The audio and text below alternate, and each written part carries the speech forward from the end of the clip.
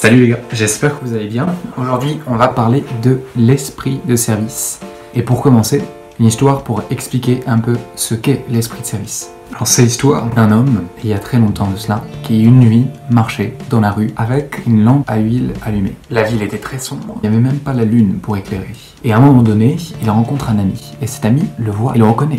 C'est Jean, l'aveugle du village. Alors, il se dit ça va Jean, mais toi qui es aveugle, pourquoi te promènes-tu avec une lampe allumée? Alors l'aveugle lui répond tout simplement, je connais par cœur le dédale de ces rues. Si j'ai pris la lanterne, c'est pour que d'autres trouvent leur chemin en me voyant. Ce qui est important, ce n'est pas seulement que ma lanterne me soit utile, mais qu'elle soit aussi utile aux autres. Ça, c'est un très bel exemple pour ce thème de l'esprit de service. Et qui est-ce qui a été l'exemple parfait? C'est Jésus. La vie de Jésus est une vie de service.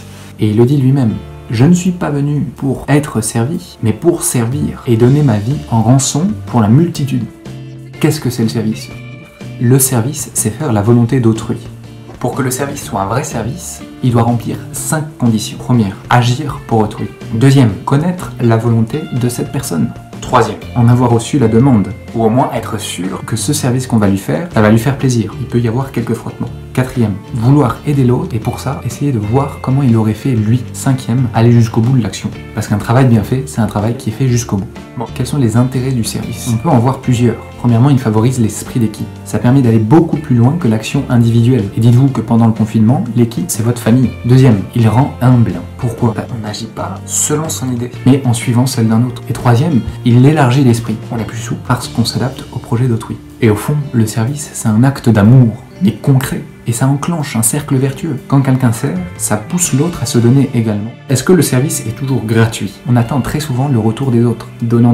Et ça dénature un peu le sens du service. Si vous voulez une image, le service c'est comme un cadeau, comme à Noël. Quand j'offre un cadeau, je veux faire plaisir à une personne. Et mon plaisir, c'est de voir cette personne contente, heureuse, satisfaite. C'est exactement la même chose avec le service. Quand je fais un service, je veux faire plaisir à cette personne. Je cherche pas mon intérêt. Et parfois, la personne ne se rendra pas compte. Mais bon, n'a pas oublié, on peut offrir à Dieu. Dieu, lui, voit tout. Une action bien faite servira toujours.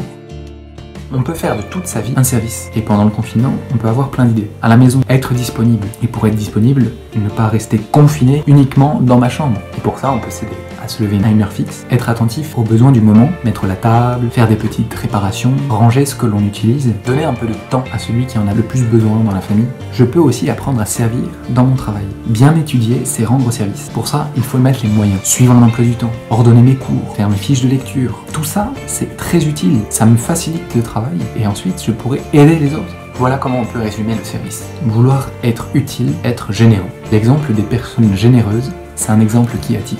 On continue le combat et à très vite.